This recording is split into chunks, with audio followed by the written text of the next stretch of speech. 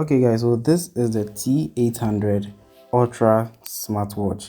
This device was just ordered and shipped today, and we are going to be checking out this device today. So we'll start with the unboxing experience. So right on the box, or from the box, we have the actual packaging here. We have everything sealed right there. Quickly tear out the rubber and check out what we have inside the box. So removing the top, we have the user manual or the user guide or the starter guide. We have the Chinese version, which is already printed with all the inscriptions and guidelines to follow, and I think behind it we have the English version. You can pause to go through, or when you get to yourself you do so. So yeah, now we have the smartwatch itself, the actual thing that we need from this box. So that's the smartwatch with the fingerprint sensor behind it, under it. And now we have the wristband. Did I say wristband? We have the straps as well, and now a wireless charger.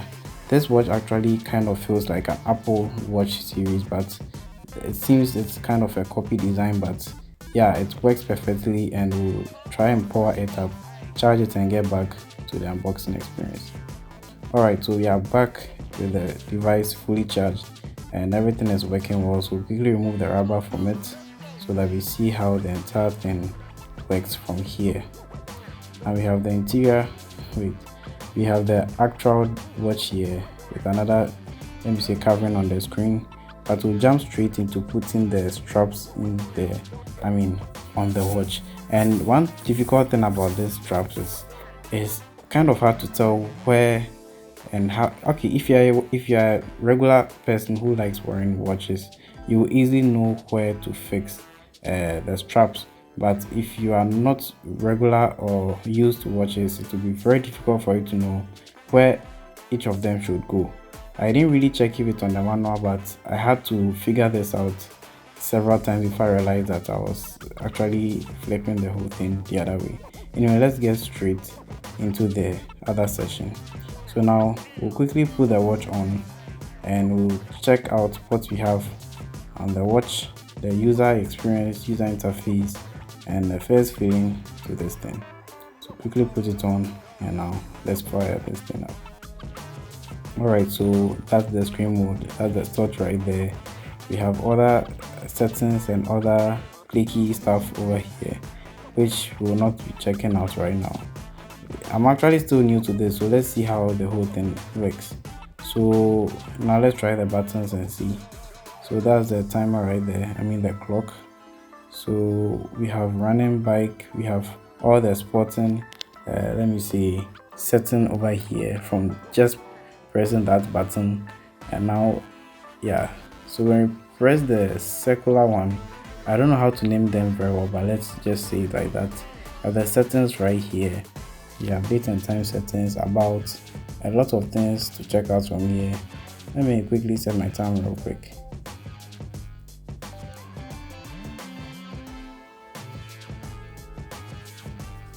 Alright, so moving on, we even have Siri on this thing. We have Facebook, we have Apple Store or App Store, sorry. We have the dial feature here.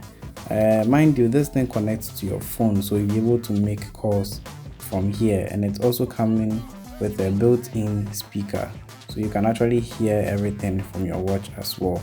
We have contact, I've seen WhatsApp here, I've seen Twitter. There's even a calculator here which currently resembles the iOS or the Apple phone calculator. This literally should tell you that they were trying to put in as much effort to make this an Apple product, but yes, if you're a watch fan, you easily know this is not how Apple watches work. But yeah, they've done this.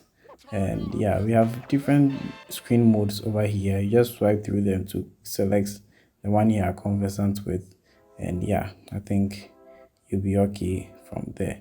Okay guys, so from the camera app, you can quickly scan this code from the app store on the watch, and it will take you to this site to download this app, and I already have it right here on the Galaxy. So you can go through the numerous number of settings and see how many things, or as much things you can do with this watch. Right now the only thing left is for us to connect this device. So yeah, that's how to download the software that will be required to run this watch. Now let me quickly show you how the entire connection works. Okay, so from Bluetooth I paired this device as a device that was feasible to be paired, so I did that, available. Then I went back to the app that was needed for the connection. Then after moving back to the software, I went where you see the bind devices. Yeah, you just tap on that and it will scan the air to locate the device that needs to be paired, and I saw the device right there. So you do that to take some time to run through all these tests. It shouldn't take more than 1 minute. Now once it's done doing that, then now we have the settings. So this is the motion menu. We have we have other stuff like the user profile. We have more menus here, like the settings, where I can set maybe call, reminder, SMS and other stuff here. Then continuing, we have more settings here as well that you can run through, play around with, and we're back to the home setting and the measurement and other features.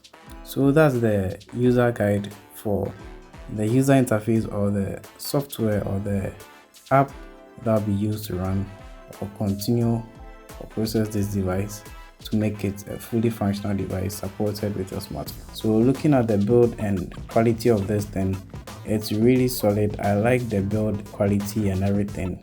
It's kind of great. Yes, I also tested out the